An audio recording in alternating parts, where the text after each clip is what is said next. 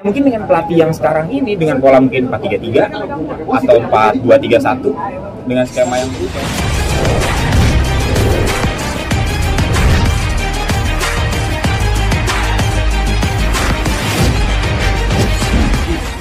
Aja sedih banget karena setelah 4 tahun perjalanan Sintayong di Indonesia bisa membuat sepak bola Indonesia maju pesat, berkembang dengan pemain-pemain keturunan yang hadir di timnas Indonesia, memberikan warna baru bagi sepak bola Indonesia.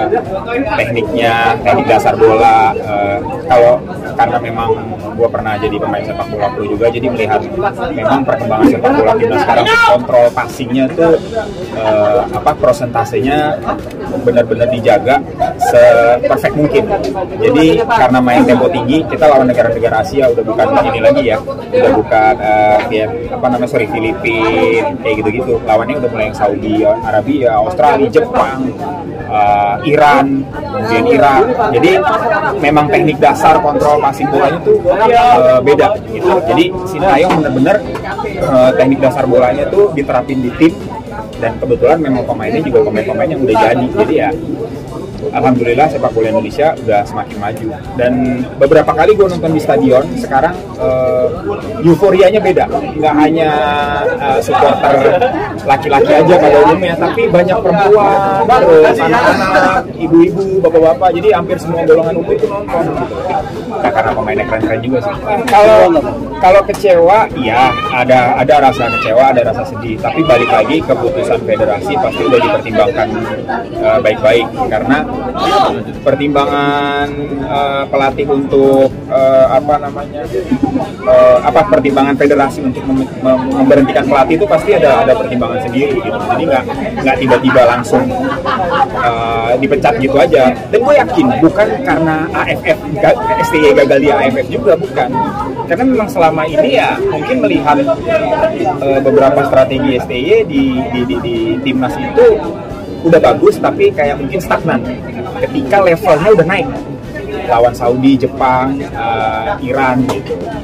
Jadi ya kalau dibilang kecewa, tapi mencoba untuk menerima bahwa dinamika sepak bola ya pelatih diganti, pemain dicoret, pemain dipanggil, ada yang masuk, ada yang keluar. Yakin. Kenapa yakin? Karena dengan materi pemain yang ada, semoga juga si Ole Romni jadi datang, jadi main untuk jadi naturalisasi untuk Indonesia, karena dia striker bagus. Mudah-mudahan bisa segera bergabung nanti di pertandingan selanjutnya. Ya dengan pelatih yang baru pun,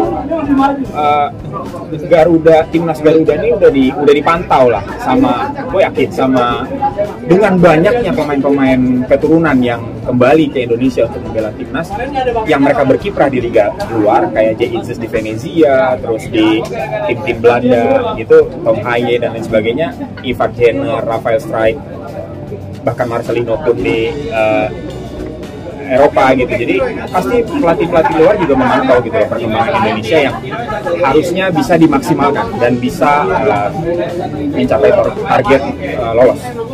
Dan bahkan mungkin karena membacakan ini, anaknya Sintayong juga ikut berkomentar dengan nanti Indonesia bakal menyesal. Mungkin kakak melihatnya seperti apa sih kak? Mungkin kekecewaan dari anaknya juga.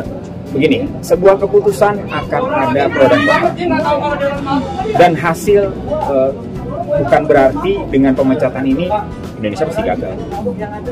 STY yang selama ini udah membangun tim, kira-kira gitu. Tapi ini sepak bola, kita nggak bisa matematika 2+2 4. Katakanlah STY juga masih bertahan nih.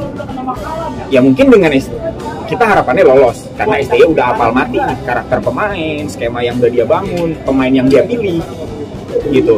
Kalau timnas sampai lolos, alhamdulillah. Tapi kalau nggak lolos juga kan mungkin bisa lebih legowo dibanding dengan ganti pelatih baru kan gitu. Tapi optimisme itu sebagai supporter kita harus tetap dukung timnas Indonesia. Makanya ada yang bilang bahwa jangan cintai orangnya, tapi cintailah sepak bola. Karena kita memang passionnya di bola, kita support timnas kita. Dengan datangnya pemain-pemain keturunan yang balik lagi ke sini, wah euforianya, apalagi ketika main di GBK itu auranya udah beda banget.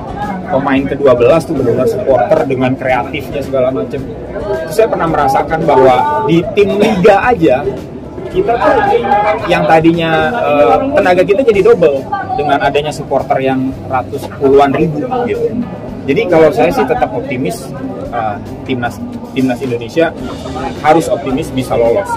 Siapapun pelatihnya, kalau saya. Tapi kalau dibilang sedih, dibilang kecewa, ya ada kecewanya. Tapi menurut saya itu hal yang lumrah lah. Bang, mungkin ada satu.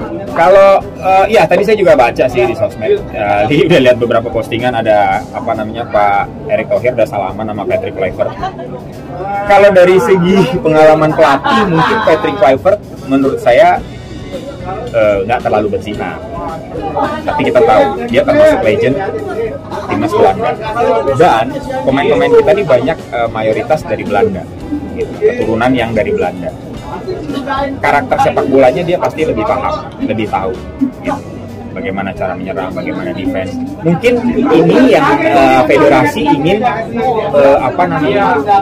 terapkan di timnas. Jadi udah tanggung nih jalannya, udah bentar lagi mau lolos. Kalau mungkin bertahan dengan STY, skemanya berulang kali yang dipakai ini nih, 3-4-3, 3-5-2. Nah mungkin dengan pelatih yang sekarang ini dengan pola mungkin 4-3-3 atau 4-2-3-1 dengan skema yang berubah, itu yang mungkin diharapkan oleh federasi PSSI untuk supaya tim ini bisa meraih hasil maksimal walaupun harus gambling. Itu menurut saya, karena ya saya pun memantau, ngikutin gitu perkembangan timnas dari lawan Bahrain, lawan Jepang, lawan Saudi, Australia, bagus, tapi ya lebih banyak defense dengan pola 3-4-3 gitu, kayak susah untuk menciptakan gol. Gitu. Mungkin kalau saya pribadi enggak.